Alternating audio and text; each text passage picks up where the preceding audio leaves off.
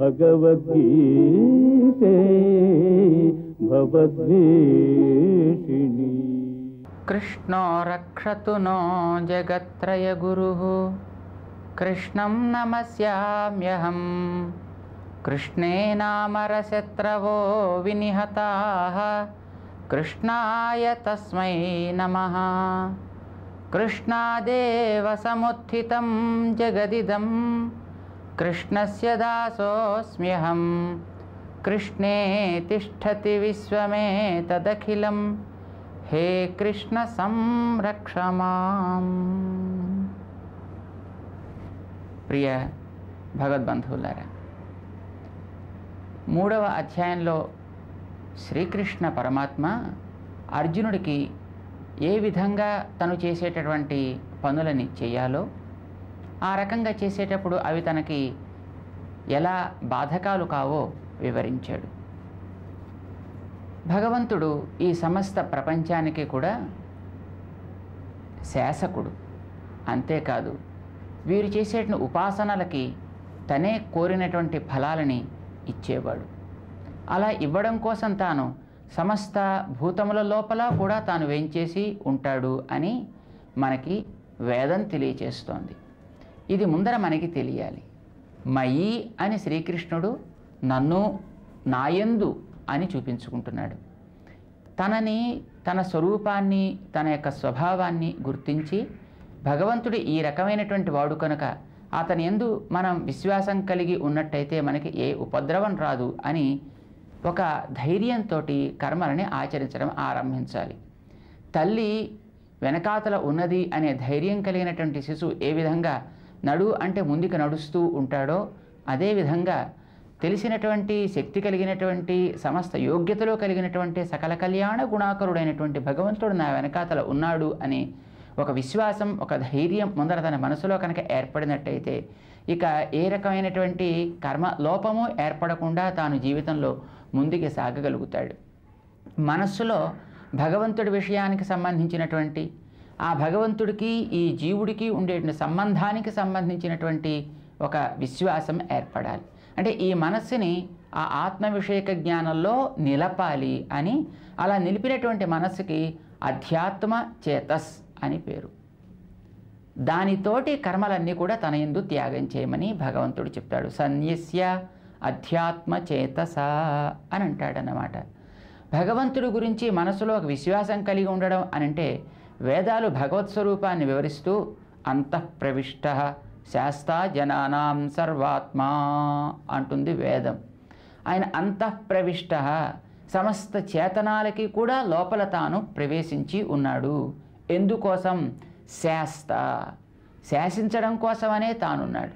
ఆయనే కనుక లోపల లేకపోయినట్టయితే ఇవి ప్రవర్తించడమే తగదు కనుక, చేత కాదు కనుక వీటిని ప్రవర్తింపచేయడం కోసం, వీటి సత్తాని తాను నిలపడం కోసమని లోపల ప్రవేశించి ఉన్నాడు అని ఆయన కేవలం ఒక జీవుడికో ఇరువురు జీవులకో కాక, ఒక స్థానంలో ఉండే జీవులకో మరొక స్థానంలో ఉండే జీవులకో మాత్రమే కాక సమస్త జీవరాశికి కూడా తాను అంతర్యామి అయి ఉన్నాడు అనేటువంటి విషయాన్ని మనకి వేదం తెలియజేస్తోంది. బృహదారణ్యకం అనేటటువంటి ఉపనిషత్తు.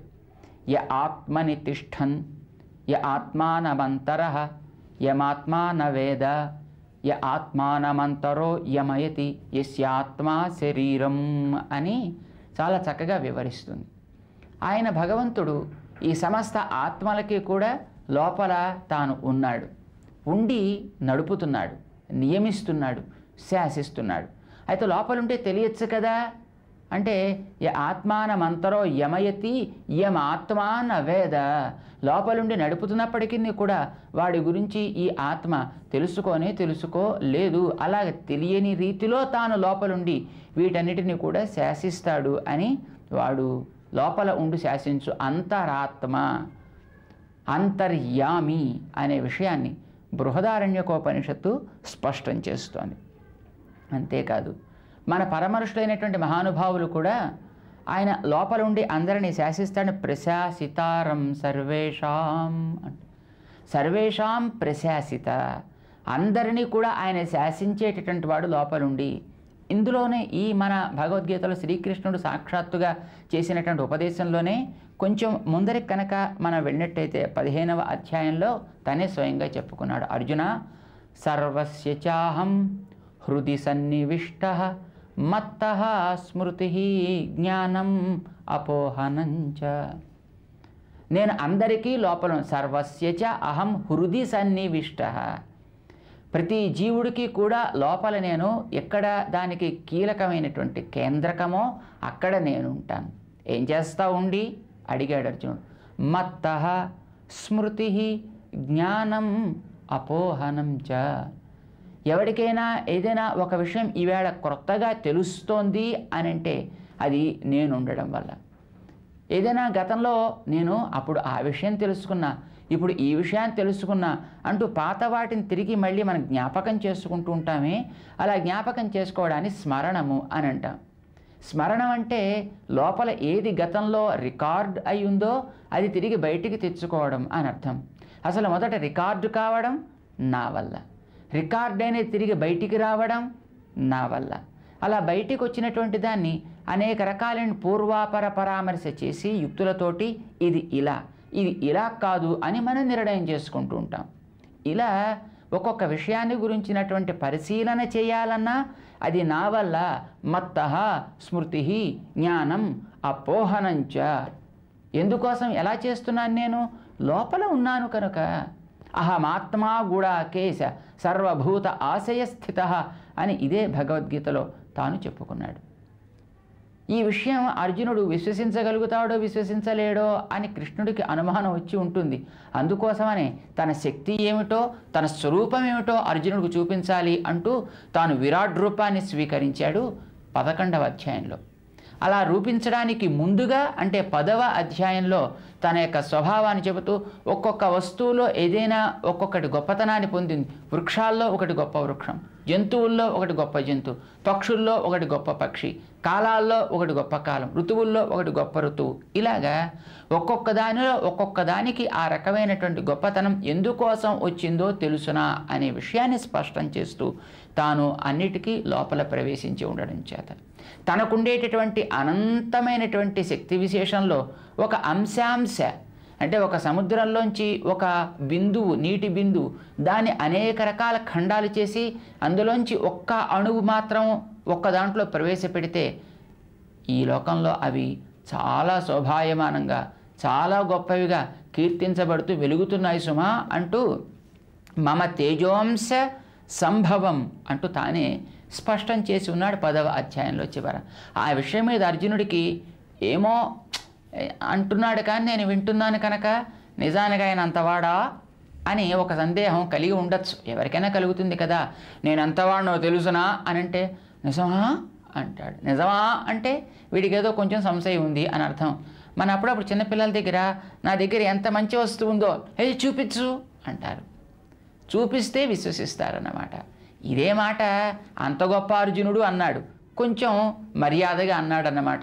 కృష్ణ, నేను అంత గొప్ప నీ స్వరూపాన్ని తెలుసుకోదగినవాడను అని నీకు అనిపిస్తే, అది చూపదగినదే నాలాంటి వారికి అయినట్టయితే నాకు దాన్ని చూపిద్దాం అనే అనుగ్రహమే కనుక ఉన్నట్టయితే ఒక్కసారి నీ విశ్వరూపాన్ని చూపవా అని అడిగాడు. ఇది పెద్దవాడు, చదువుకున్నవాడు, కొంచెం తెలివైనవాడు కనుక మర్యాదగా అడగడం అంటాం.